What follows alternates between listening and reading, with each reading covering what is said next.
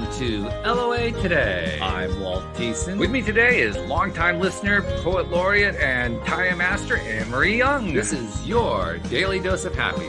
We are so happy you decided to join us today. Hey Marie, we're going off on a different track today.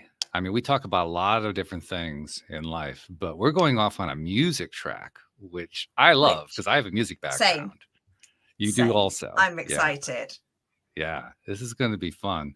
And it's kind of a walk in memory lane too, because our guest today is one of two gentlemen who wrote a book based on the idea, what would happen if all of the great rock and roll artists of the past actually never died, but became members of a spy organization, which is what a premise. I don't even know where that one comes from. We're going to find that one out.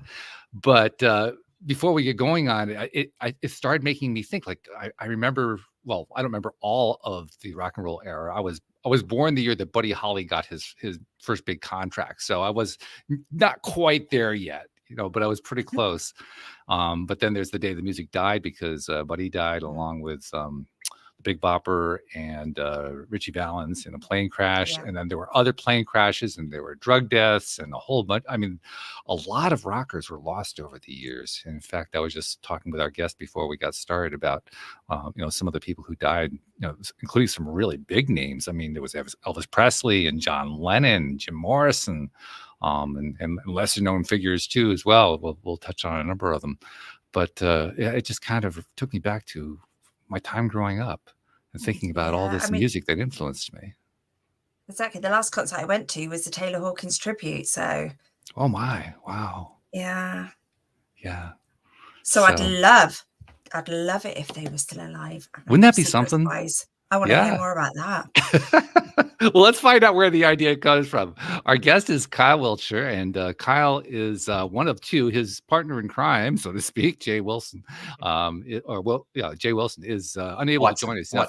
Watson. I'm sorry, I got it wrong. Yeah, written down wrong here. Either that or I can't read my writing, which is also possible. But no, Jay's not feeling well today. So Jay, if you're listening in, we hope you're feeling better real soon. But Kyle's going to carry the load for the duo today. And Kyle, we got talking before. Kyle just gave us the strong muscle sign. But Kyle, I was asking you before about how the whole thing came about. And I wanted you to retell that story. Where did this crazy idea come from? I mean, this is wild.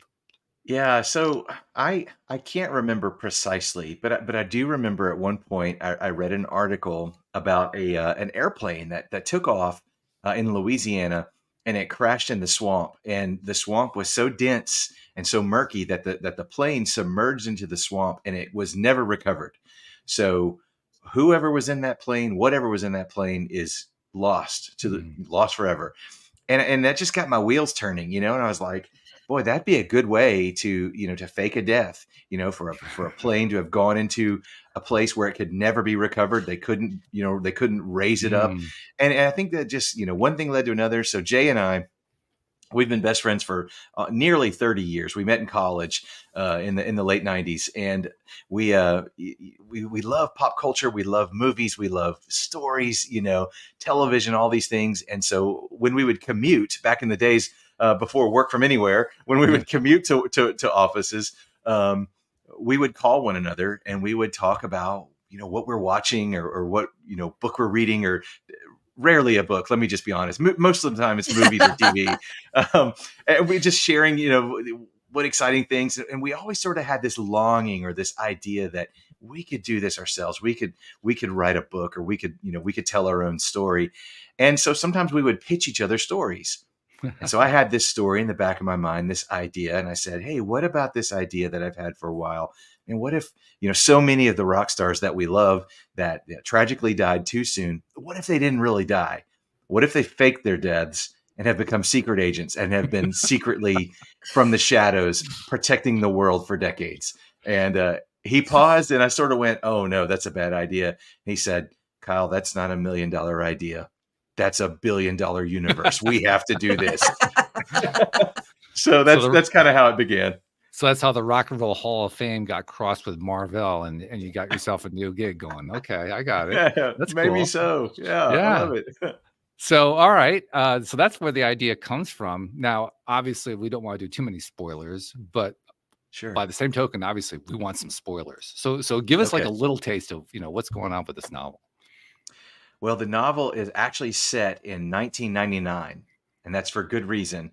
A lot of the, uh, let's just put it this way, thankfully, people, um, there's better care for one another, and people still tragically, from substance abuse or accident, things still happen. But it seemed like there was a rash of these things happening in the 70s and into the 80s. Mm, So and even before then, you mentioned Buddy Holly. He's a character in our book as well.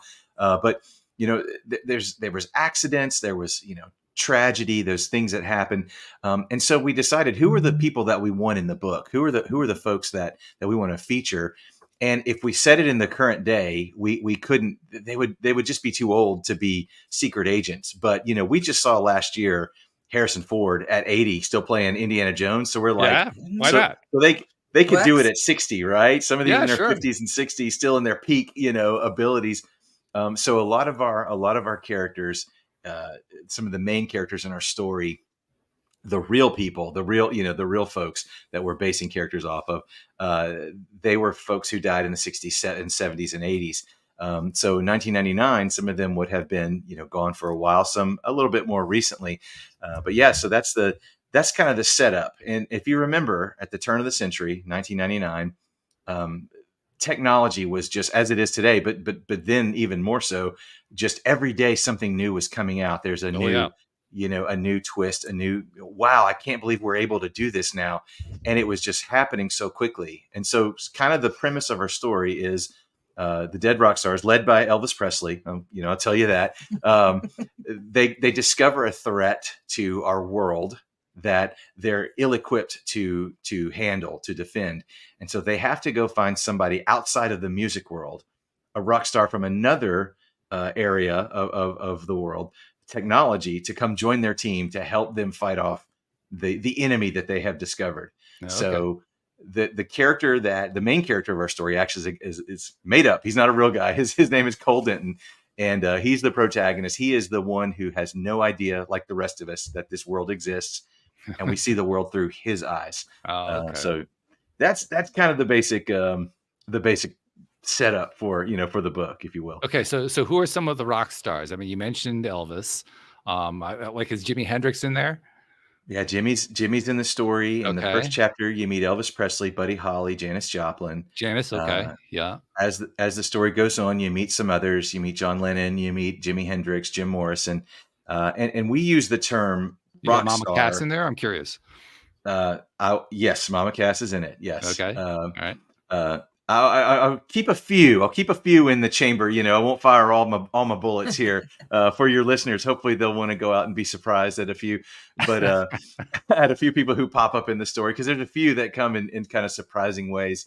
But we use the term rock star as more of the spirit of a rock star. And they're not all the people in our story are from the rock and roll genre, if you will. Mhm.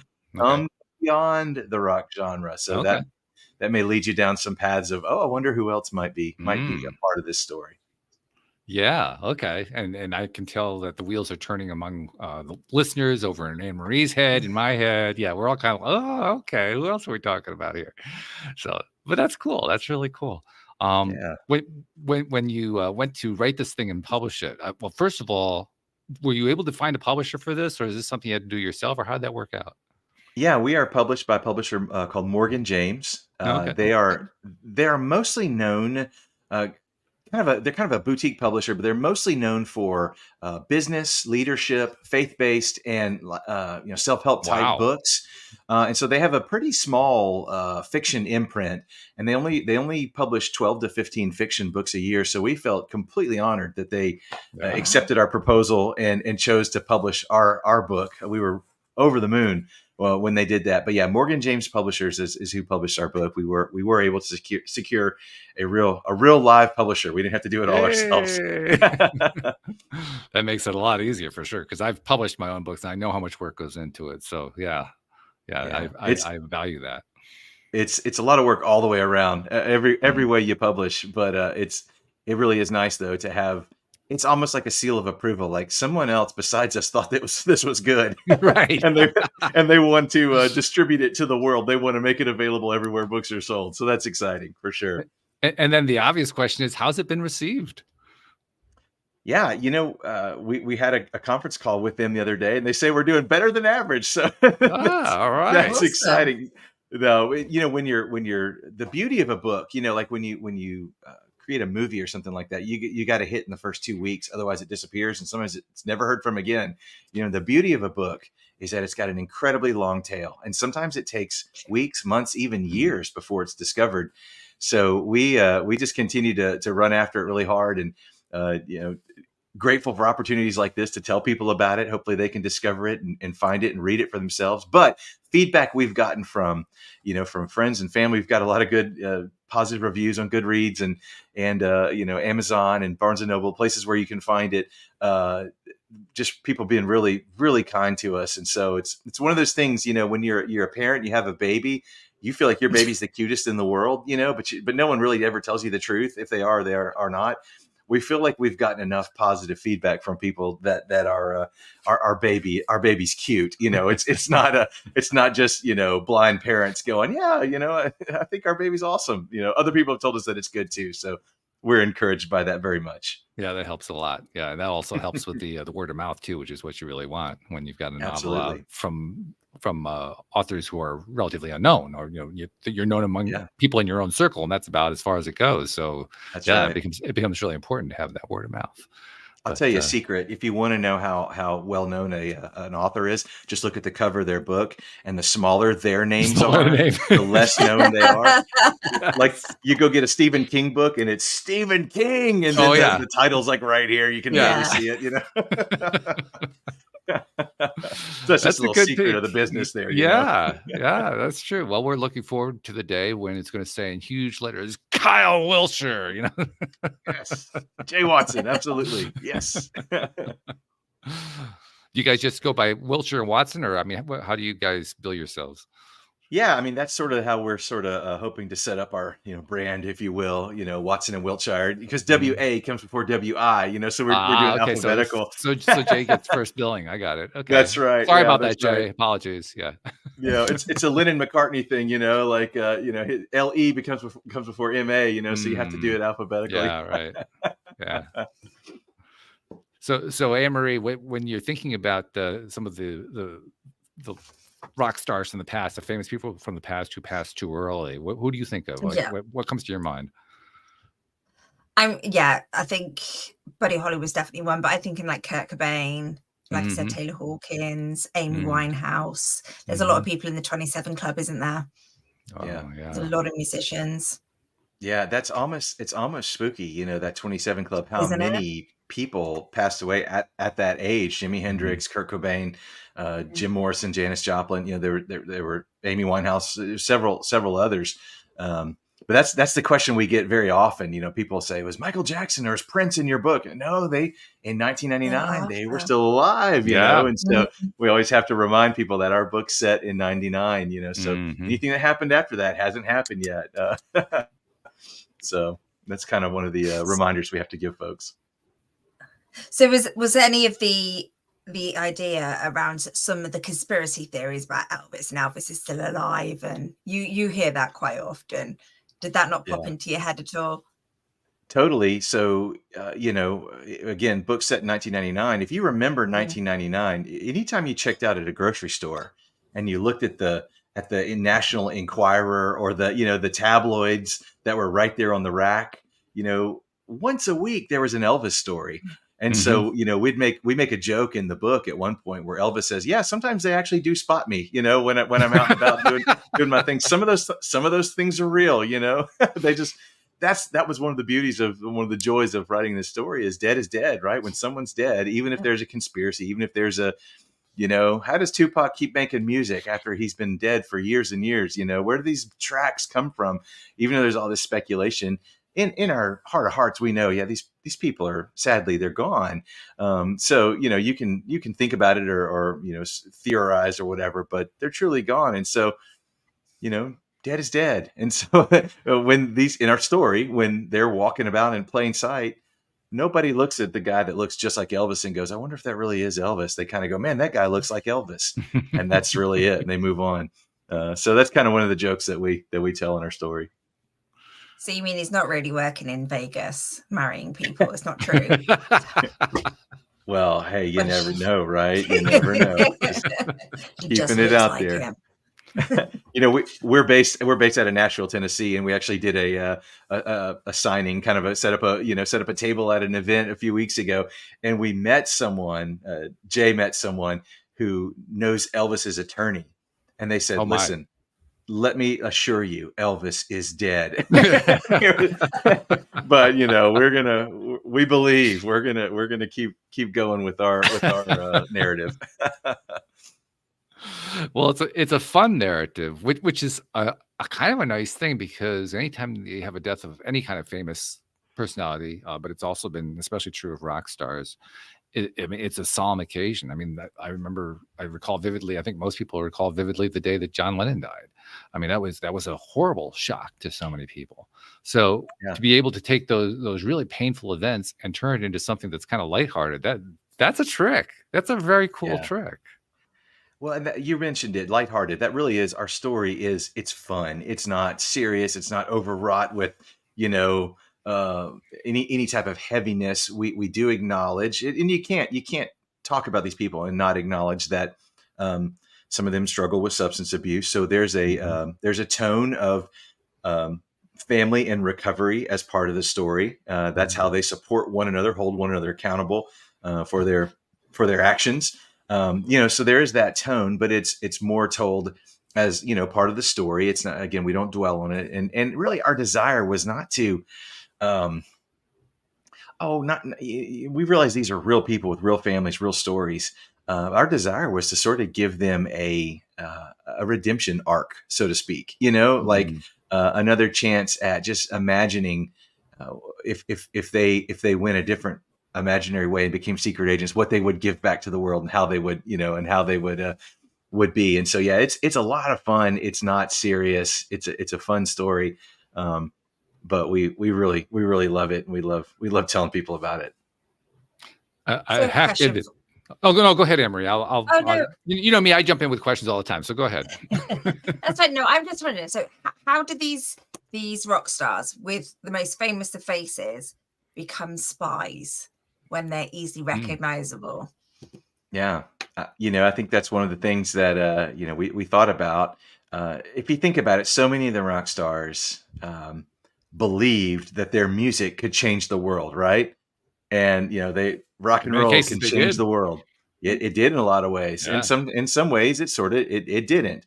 And so if someone were to come to them and give them the option, you can really change the world. You can, try to do it with a song, or you can do it from the shadows as a covert agent. You can do it that way. That sort of was our little, fun way of imagining why they would do this, why they would walk away from their fame and their fortune and their, and their families. You can't ignore that fact that many of those folks had families. Why would they do it? It was because they believed that to save the world needed them in a different way. They needed not to play guitar anymore, but to be a spy. And so, it's just kind of a fun, silly premise. And again, I think that, we believe that when we read on the news or we see online or whatever that someone's passed away, we don't think that there's a chance that we could run into them on the street, And so I think that's why, and that was part of one of the fun things we wanted to do in the story, is that they didn't do anything to hide their identity, just plain sight, just walking around, And there's a few fun scenes in the book where they kind of get recognized, but nobody really thinks that they actually are who they think they might be, that sort of thing. Yeah. It's still, it is a bit of a stretch. I mean, I'm trying to imagine John Denver as James Bond, and it just doesn't work in my head. I just can't figure out a way to make that happen. So, I mean, how do you cross that Rubicon? Well, there's everyone has a different set of skills, and so a lot of it we wanted to imagine as if, sort of these folks were in bands, and so in a band, you need a lead singer, you need a lead guitarist, you need a drummer, you need, so they play different roles. And so we tried to imagine with these rock star characters, what would their thing be? What would their thing be that they could do? Is it hand-to-hand combat? Is it, they're the sniper? Is it the explosive expert? Are they the driver? The wheelman? Are they the communications expert? The one who sits in the big chair and leads, you go here, you go there. So we have all kind of roles for all kind of different people to some degree based on what we thought they would be really good at. If they were spies rather than rock stars. It does kind of get the imagination going. Oh, sure. Yeah, absolutely. I think this needs to be a film.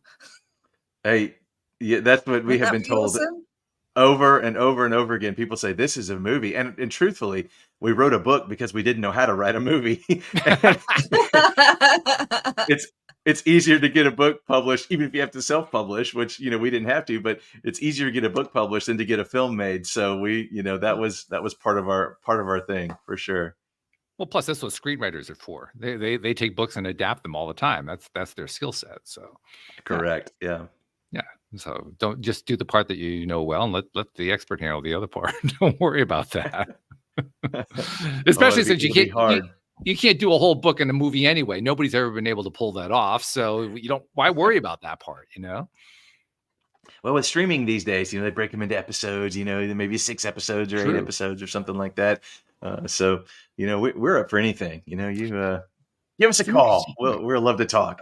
It's an interesting point. I think we haven't really quite got there yet, but I've been thinking for a few years now because of how, like you were talking about, the technology has been jumping leaps and bounds, and it has gotten to the point now where all kinds of incredible technologies are at everyone's fingertips. We're getting really close to the day where all of a sudden anything that's been created can be turned out, like you said, into a series. You can do the entire thing if you're willing to just be there and sit through all of it for the next 25 hours. You can actually see the whole tale acted out in front of you. Sometimes using anim characters or whatever, but you can animate characters could play it out for you. But nevertheless, you can do that. And we're now getting to the point with artificial intelligence where you can create the characters so they actually look like real human beings, and it's all generated by a computer. So all kinds of possibilities exist there. Someone sent us an article a few weeks ago of somebody did an AI generated, what would, all these rock stars who passed away, what would they look like now if they were still alive? And it was so many people from our story. It was Janis Joplin and Jimi Hendrix and Elvis Presley, and it was kind of cool to see, the AI imagination, what it would look like. I can't say AI doesn't have imagination. They have an algorithm. That's why AI will never be greater than us, because they don't have imagination. They just have algorithms. We as humans have imaginations. We can dream outside the box, so that's where my hope is, that everything won't be AI in 50 years. I don't know how to burst your bubble, but I believe that everything is conscious, and that includes AI. It's just that we haven't recognized it yet. Okay. And I would even go so far as to say that AI hasn't recognized it yet. But I'm one of those crazy people who thinks that rocks are conscious. So literally, everything is conscious as far as I'm concerned, because everything is energy. That's some Terminator 2 stuff right there. That's some Skynet. That makes me scared a little bit. I don't want to think too much about AI becoming self-aware. They'll drop the bomb on us. Well, you can also, there are a couple ways you can look at it.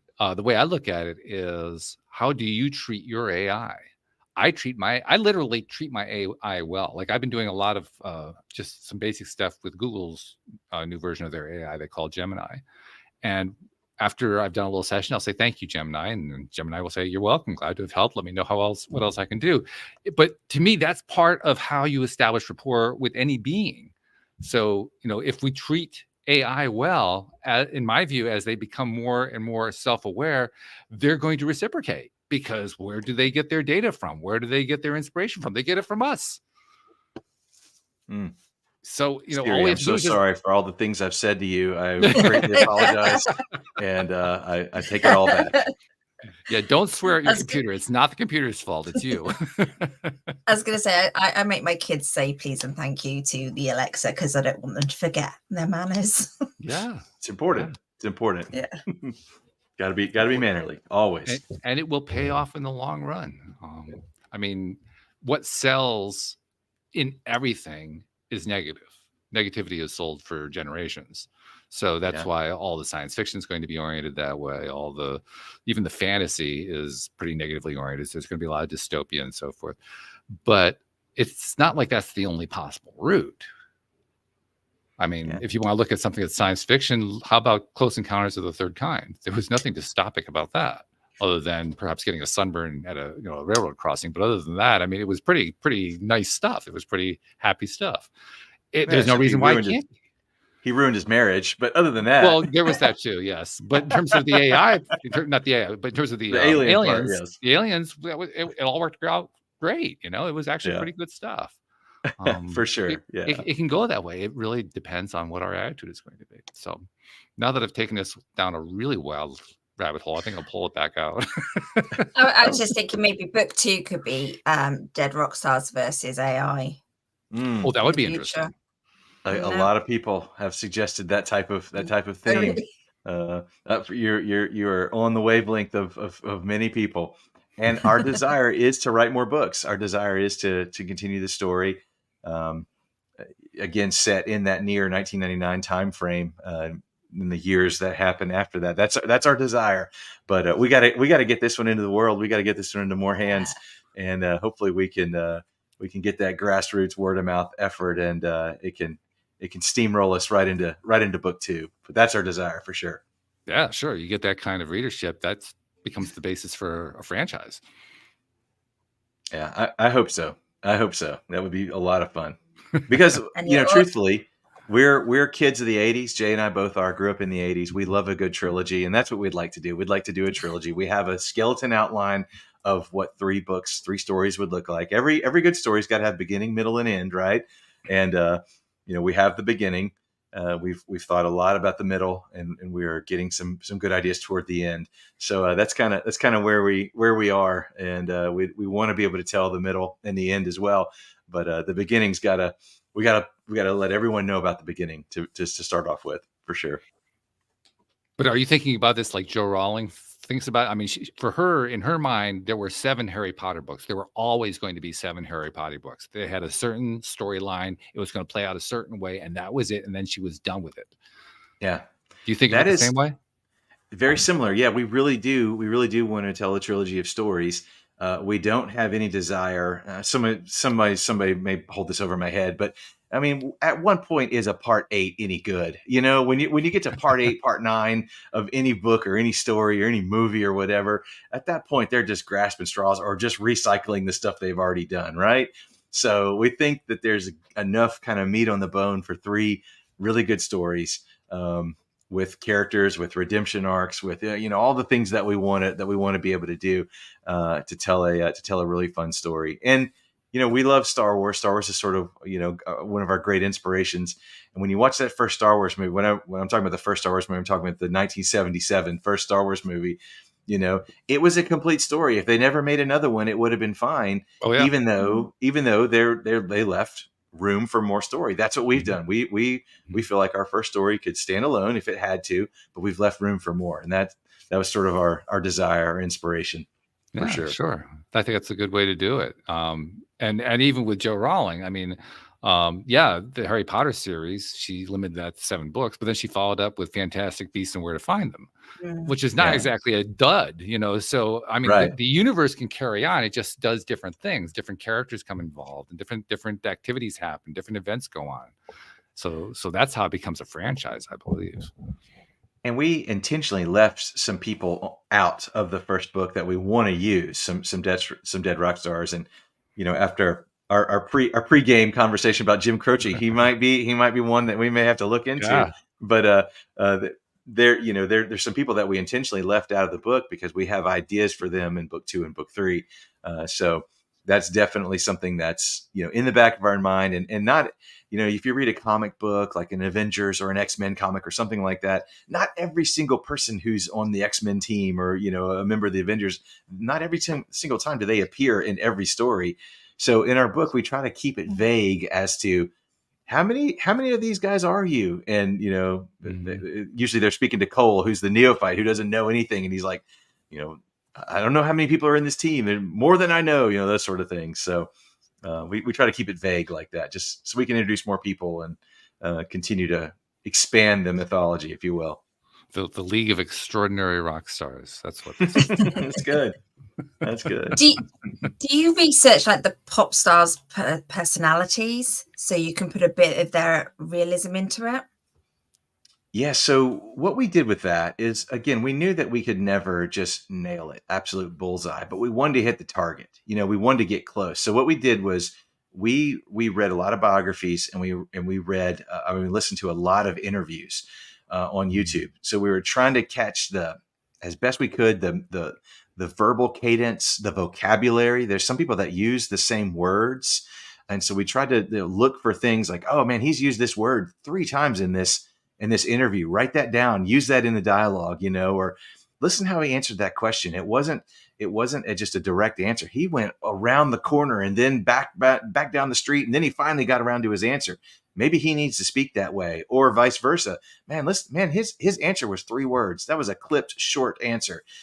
Write his dialogue that way. So, we try to do little things like that to get close, to get in the ballpark of, who these people were, and maybe to some degree capture the essence in some way of their true personality. But we know, like, if someone who knew them, one of their bandmates, read the book, they would be like, yeah, I don't know if he'd really say this, or I don't know if he'd, this is exactly like him. But at the same time, we'd like to get it close where they go, oh yeah, I could see how he would do that, or I could see how he would say that, or react that way in a situation.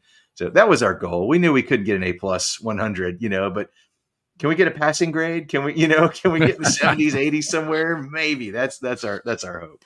Well, there's so many storylines for you to draw on. I mean, there's no way you could satisfy every single fan base because there's just too many of them. Yeah. But I mean, you could go from a 1,000 different directions. I was thinking earlier, I mean, we mentioned Buddy Holly. I was thinking about the fact that former country and western star Waylon Jennings was the last bass player in Buddy Holly's band, and almost was on that flight that crashed. And actually, the reason he was not, because he lost a bet or rolled the dice or something. I forget exactly what it was. Yeah. And the last thing he said to Buddy Holly, they were ragging on each other about who was getting on the plane. The last thing he said to Buddy Holly was, "Well, I hope your damn plane crashes." And of course, the plane crashed, and it haunted him for the rest of his life. So I'm thinking, whoa, wouldn't it be interesting to turn that into part of your storyline? That he needed to do some kind of. The fellow needed to do some kind of redemption to make up for what he said to his friend before his friend died, and so he does something, with the other rock stars working in the background. That's interesting. Yeah, I love it. I'm taking notes. I'm taking good notes today. Those some great ideas. And there's so many you can draw on too, because there's so much history, rich history with all these different artists over the years who have passed, and so many stories associated with them, not just from their passing, but from their lives that have become interwoven into our culture that so many people know about, and fans have taken deep into their memories and repeated to each other 1,000 times and so forth. It's that big of an impact. So that to me, that would be both the hardest part and the most interesting part. How do you take what actually went on in their lives and tie it in to this secret life? Yeah, we did that with Elvis, especially. Elvis is really, he's the rock and roll Dumbledore, in our story, kind of the mentor, Obi-Wan Kenobi, so to speak, for Cole, our main character. And Elvis desperately wanted to be an agent. He went to, if this is a true story, he went to the President Nixon's White House. And he showed up with a firearm, and he just wanted a badge, from President Nixon to almost like deputize him to be part of the Drug Enforcement Agency. And there's this, crazy movie came out several years ago called Elvis and Nixon. And I don't know how close it is to the truth, but I know that this thing actually happened. And, Elvis showed up and was doing karate in the White House, and, and all this stuff. And he was the whole while high as a kite. But he went because he wanted to be, deputized to be part of the Drug Enforcement Agency. So if you go to Graceland today, you'll see a room where he's got all these badges from all these places that gave him these, these badges to sort of commemorate his, his passion for law enforcement, so he wanted to be a secret agent. In fact, there's a Netflix series that came out last year. Matthew McConaughey voices Elvis actually in that it's a cartoon series, like a graphic novel sort of looking thing, and it's called Agent Elvis or Secret Agent Elvis or something. But their premise is not that Elvis faked his death; it's that Elvis did that on the side while he was, in Yeah.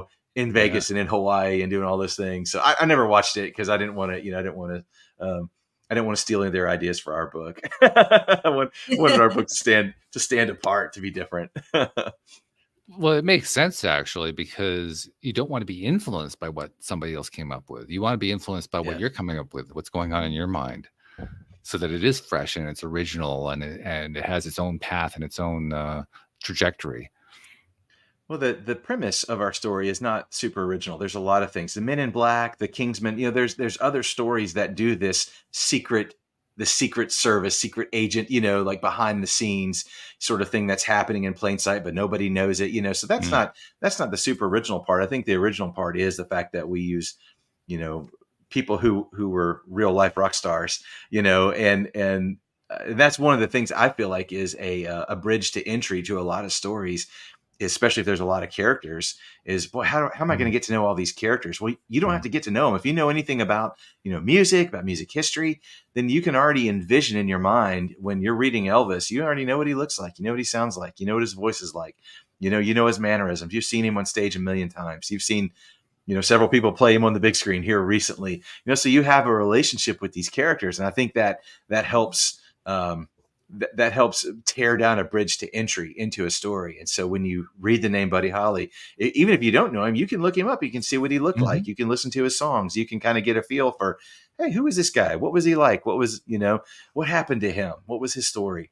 And I feel like that kind of, helps maybe draw people in a little bit, hopefully to discover our book.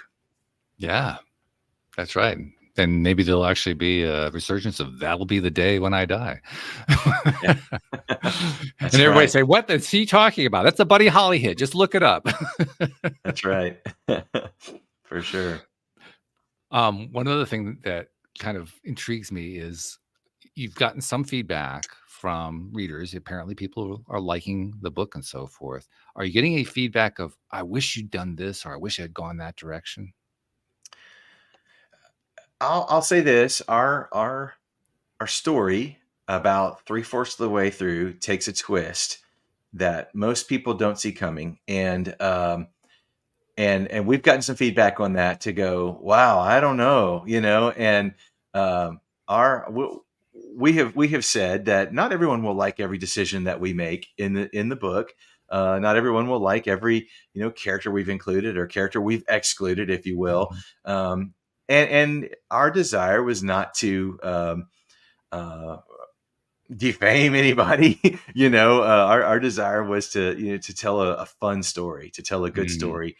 And we feel really confident and excited for people to read it, because love it or hate it, I think when you get to the end, most everyone that's read it that we've spoken to, one-on-one, family and friends, and people as we're doing signings around different places, people who have read it, they're like, I just wanted the next one. When's it going to be out? I said, y'all, this one just came out in November. Give us some time. That's the reaction you want, though. That is exactly the right reaction. It is, and we've been very excited to hear that type of feedback. So yeah, we've had some folks with some suggestions, or and a lot of people will say, this is what I thought y'all were going to do, and then you did this, and it's like, oh wow, that didn't see that coming. So that's been fun.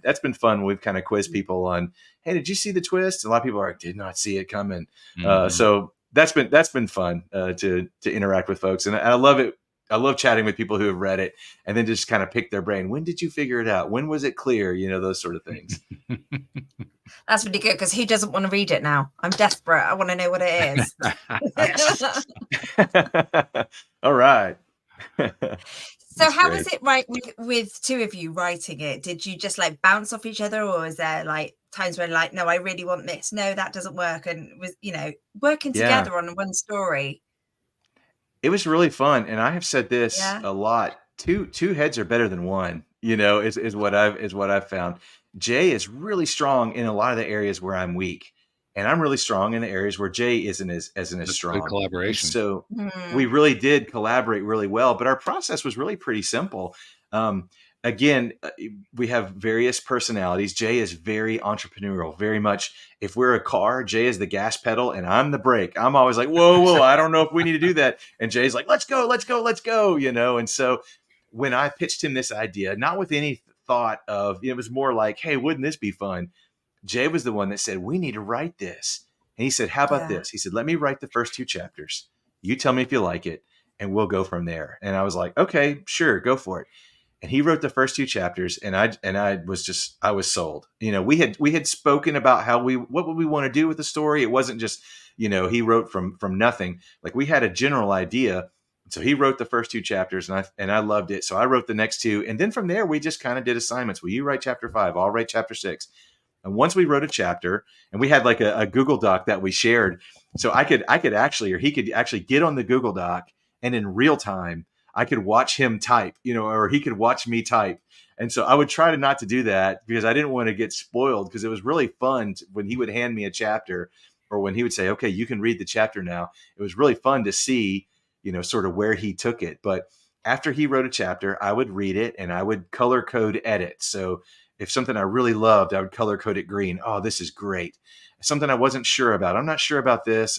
Let's rephrase this. I would highlight it in yellow. If there was something I hated, highlight it in red. I was like, no, this is no good. But our friendship is really strong. We've known one another for so long.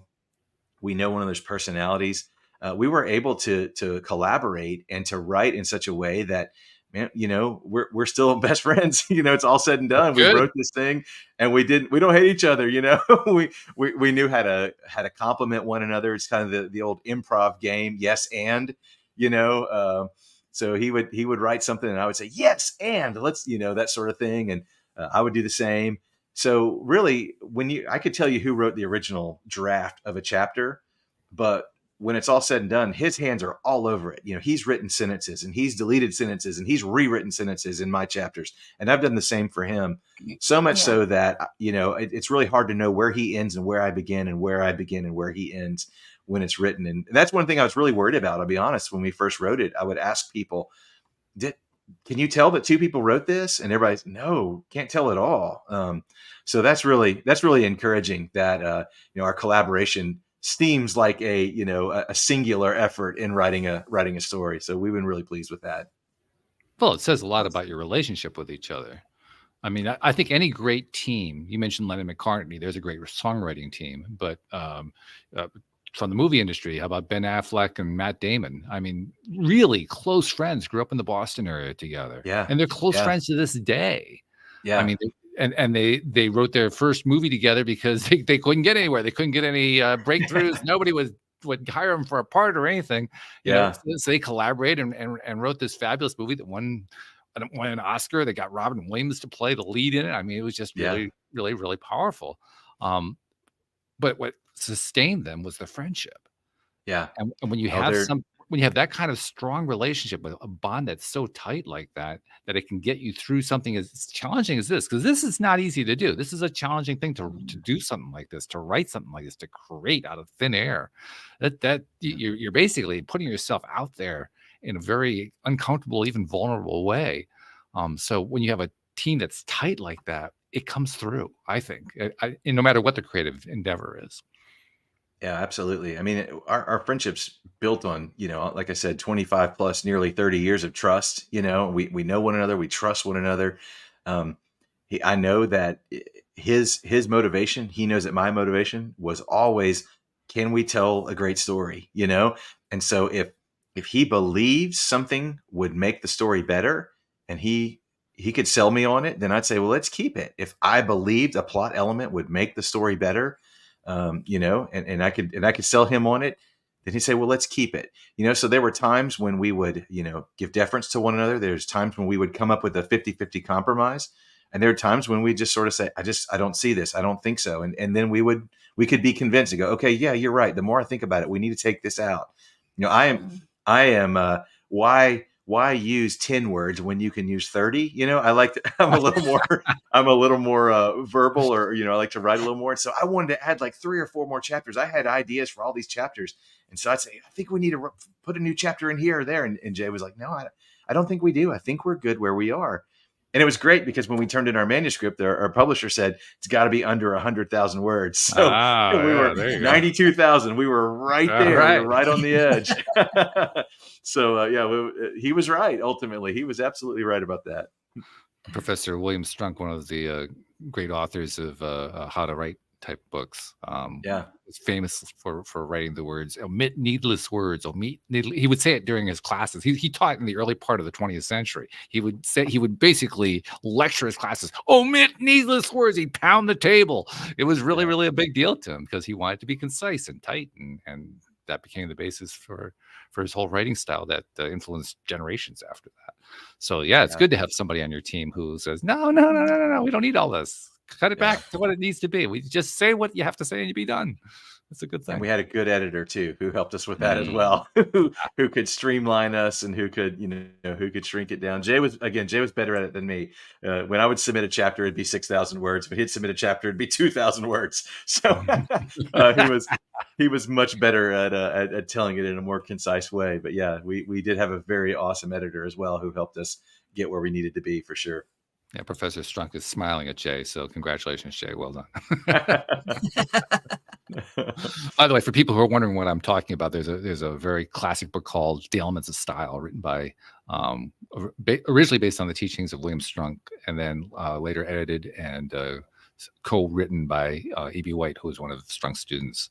And it's must reading in any certainly any college level writing class. So that for those who don't know what I'm talking about, that's what I'm talking about.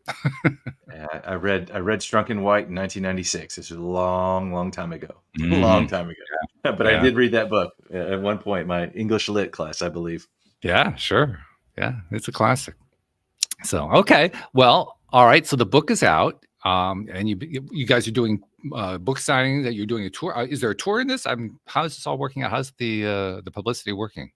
Yeah, it's very much a grassroots tour. We had, some folks and some supporters and people who've just been there for us along the way, who set up some book tours. And one of the really cool things about our publisher is we could buy some books at cost before it ever even was published. And so we were able to do about a 3-month tour of going to different places, setting up, and having some opportunity to tell people about the book, get the book in their hands actually before it came out. And so that's really, really a great opportunity to put the books in people's hands and help them, start spreading the word. But mainly now we're really leaning into this podcast platform that we've been able to connect with, and be on podcasts and try to your listeners, the people who listen to your podcast. I would never probably come across them, at a bookstore or at a signing or just in my daily life. And so what a wonderful opportunity to be able to share with people who I would never meet, and so we love this avenue of getting on podcasts and talking with people, and, folks like y'all asking us great questions, and, just sharing our enthusiasm for the book. So we're really loving the podcast route right now. But prior to this, it's been a lot of grassroots efforts and some tours and, some people's homes and those sort of things. Nothing like like red carpet or nothing like that. But maybe one day there'll be a red carpet for us somewhere. Yeah, sure. Why not?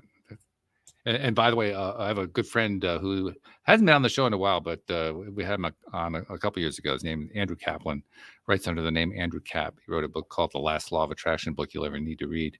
And I mean, there are so many books on law of attraction, so it's hard to gain traction in that particular genre. But he managed to sell over 100,000 copies of his book. Wow. And I remember asking him about that one time. I said, how did you pull that off? I mean, because that's a feat. That's a real feat. And he said, it's really very simple. Every single day, he answers at least one email. Yeah. He takes at least one phone call. He does at least one thing to just help the book along. He talks to one person every single day. It's a and he's been doing it for years now. And you do that, you just keep putting one foot in front of the other, and you'll get there. Eventually, you get to the point where 100,000 copies get sold. So yeah, I thought I'd That's share that one. amazing.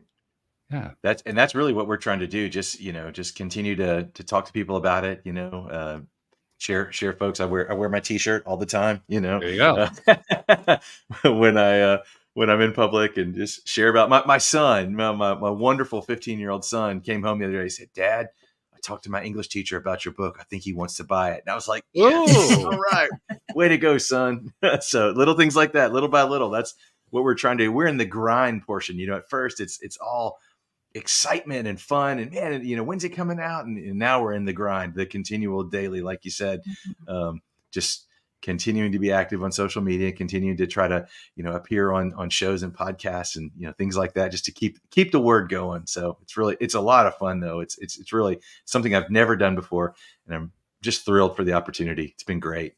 well, I think you're on the right track too. Again, Andrew, talking to Andrew and how he promoted his book, and that was a key piece of what he talked about as well. He talked about how important it is to continue to love what you're doing as you're promoting it, as you're, getting feedback from people, as you're interacting with your audience, with potential audience. Enjoy every step along the way, because the enjoyment is what fuels you. It's what keeps you Mm, going, what gives you tomorrow's energy, and then the day after that energy, and so on and so forth. It yeah. becomes a momentum that fuels itself over time. So it may at times seem like a grind, but the more that you can turn it into, wow, this is fun every single time, the less of a grind it becomes over time. Yeah, absolutely. And the grind more is in just the continual, but yeah, it is still so much fun. And Mhm. when people are so kind, and they, say, "How's the book going?" And show up somewhere, and, meet someone who's read the book, and it's been great. It's been so much fun. I think what's genius is the fact that people already know your characters, so they've already got that personal connection. Because Buddy Holly, I used to listen to with my parents or my mum, and Yeah. so people have got that connection. It's part of their lives already. And if there were fan clubs anymore, I don't know if there still are, but if you get there and then just circulate to people who already have that relationship with your characters. Yeah. Well, and that was another thing that we felt was really important, is because people know the rock stars that are in the book, or the musicians that are in the book. Um, you need to be able to see their world through eyes that are uninitiated. So that's why we made our main character, Cole Denton, a imaginary, like a real fictional character.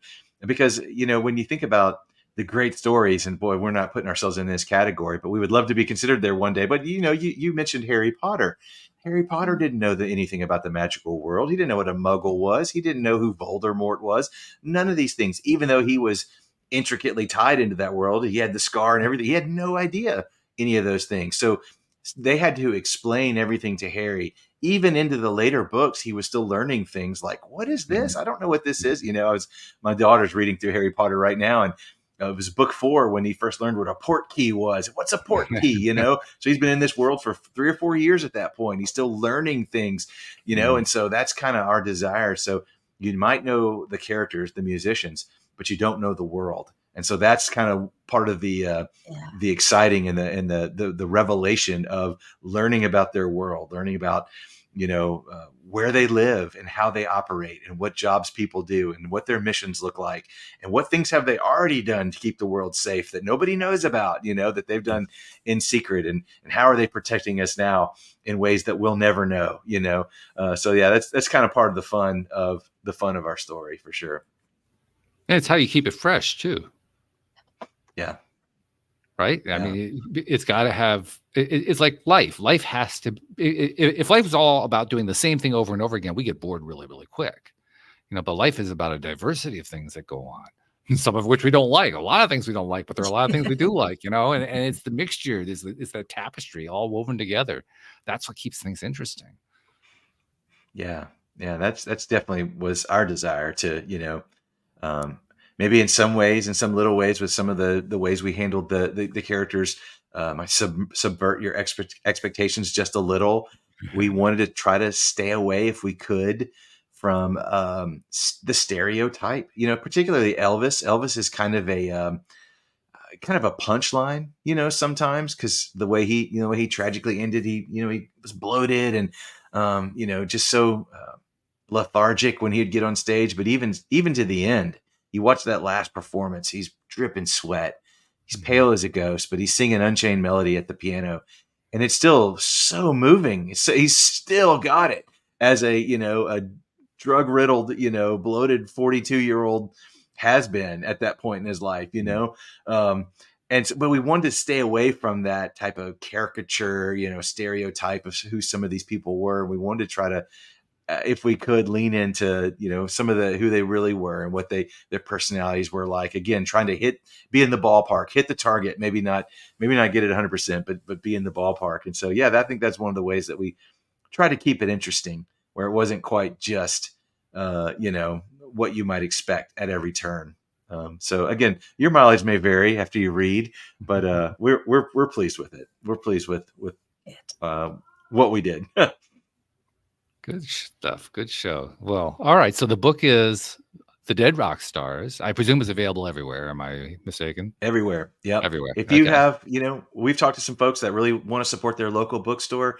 They can easily get it. If they might not be on their shelf, but it may, but it probably wouldn't be on their shelf. But you could order it through your local bookstore if you want to support your local bookstore. But if you want to go to the big box, you want to go to Amazon or Barnes & Noble, it's there. You can get it straight from us. Our website is deadrockstarsbook.com. We have special autographed editions that you can get from us at a pretty reasonable cost, I might say. And we'd love to send you one of those if you want to find us at deadrockstarsbook.com. You can get it anywhere books are sold. We've even seen them show up on eBay. People are already reading them and selling them, sending them back out to the world. So, wherever you find your books, it's there. And by the way, I'm just saying that historically, it's the signed first editions that have the big money price tags on them. So you might want to take that into account when you're thinking about getting your copy. Get it from the website. You can get the signed edition, first edition. You got yourself set. That's right. We would love to send you one. We'd love to get one to you for sure. Well, this has been fun, Kyle. Thank you so much. I'm sorry that Jay couldn't make it. I hope he feels better real soon. Anne-Marie, any questions before we wrap up with Kyle here? No, I think I'm all good. That was it. That was very interesting. I'm very intrigued. Are you going to get the book, you think? Yeah, I think I might. Yeah. Oh, I hope so. Yeah, sounds like it's right up my tree. Yeah. So, I forgot to ask you, is this in Audible yet? It is not yet. It is not. So our publisher, this is their direct quote, because we've had a lot of people ask us that, like, when's the audiobook coming out?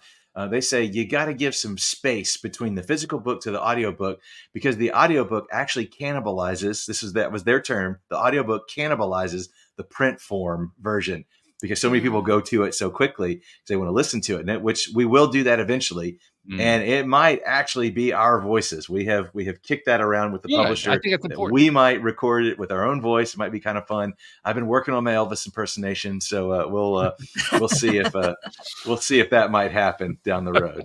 But it is coming soon. Yeah, I agree with Will. I think when it's done by the author themselves, they know how to read it, and you could just get sucked into that story. Yeah, I don't know if Jay's got a great voice, much better than mine. I don't know if my voice is good enough for audiobook quality. So no, yours is good enough. Oh, thank you. That's so kind. Thank you. Oh yeah, you have I mean, I've been blessed with a voice that's good for recording as well, and you have the same kind of voice. It's kind of like that silky smooth type of voice that works. So rest assured. That's a warm thought that'll get me through the day. Thank you for that.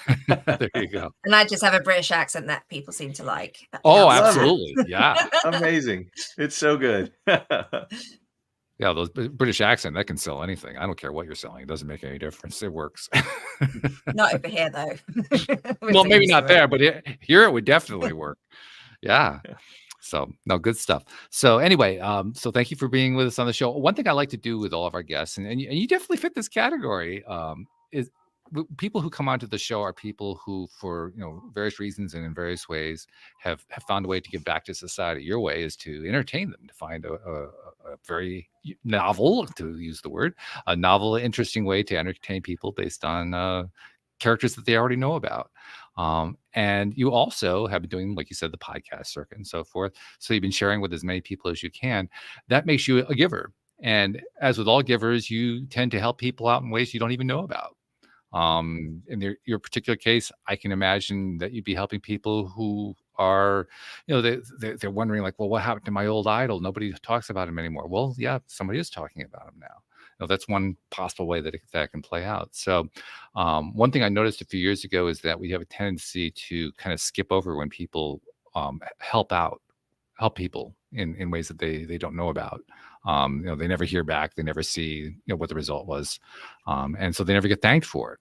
And I say that doesn't work for me. So on behalf of those people that you've never met, you've never seen, who are reading your book, or picking up on what you're taking and putting out there and entertaining them on their behalf, thank you for what you guys have been doing, because you're making a difference in people's worlds.